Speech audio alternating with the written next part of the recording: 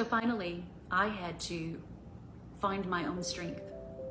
I received a phone call from a friend of mine who had been checking on me throughout the years that I was with Herschel and watched me deteriorate to a shell of myself. And he called and he said, "Hello, beautiful." And I was crying on the other end of the phone. And he said, "What's the matter?" And I told him the drama of the day, because it was always some Herschel drama every day that was devastating. And he said, "I've been listening to you for all these years. I know how much you love him." He said, "But you have to realize that you're loved and you're needed too. Your children need you. We all need you. You need you. And Cheryl, you have to stop dancing with the devil." And that hit me right between the eyes. I had been in bed for 2 weeks when he had that conversation with me. My mom was taking my kids to school. I got out of bed and I began to get myself together. And it wasn't just that statement, it was crawling back out of the hole I allowed myself to get in. So I began to separate myself from him, which was very difficult. It was very difficult because I was emotionally involved. I had feelings for him. And many times he said, "Don't give up on me." And I didn't want to, because I knew the nature of his illness and I knew the origin of the trauma. And as a human being, that broke my heart. But I realized that I had to choose me.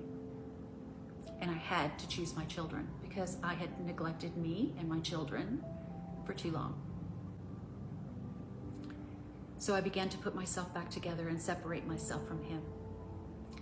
And I wrote, and I wrote, and I wrote. I've written a book that is, the best way I can say is, it's like a Polaroid picture of that time and what happened. I cannot tell you that it is his reality, because he said himself in his own book, where he told the world he had multiple personalities, he said he does, part of the nature of this illness is that you don't remember half the things you do, what you say, because there are different alters that have different memories, and they come and go at will. So many times in our relationship, he would put his head down in his hands and come back up as someone else. And sometimes those people didn't know me, and he felt threatened. And so therefore I knew many times I was in danger. So I began to write, because I had been carrying so much around with me, inside me, and it was making me sick.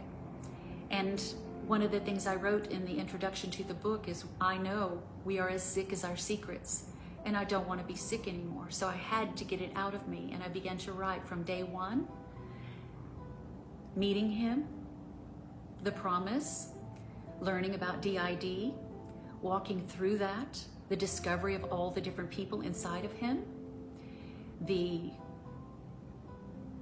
undying commitment to try to help, what that cost me, what it cost my children, the shame I endured, self-inflicted by what I allowed, the hole I found myself in, and then coming out on the other end. And there was no way I could write that in one sitting. I wrote it real time. I went to Bali, as many of you know, and I spent 28 days there writing the screenplay for the story based on the book. It was the first time since 2004, more than 10 years after I met him, that I was able to write the end.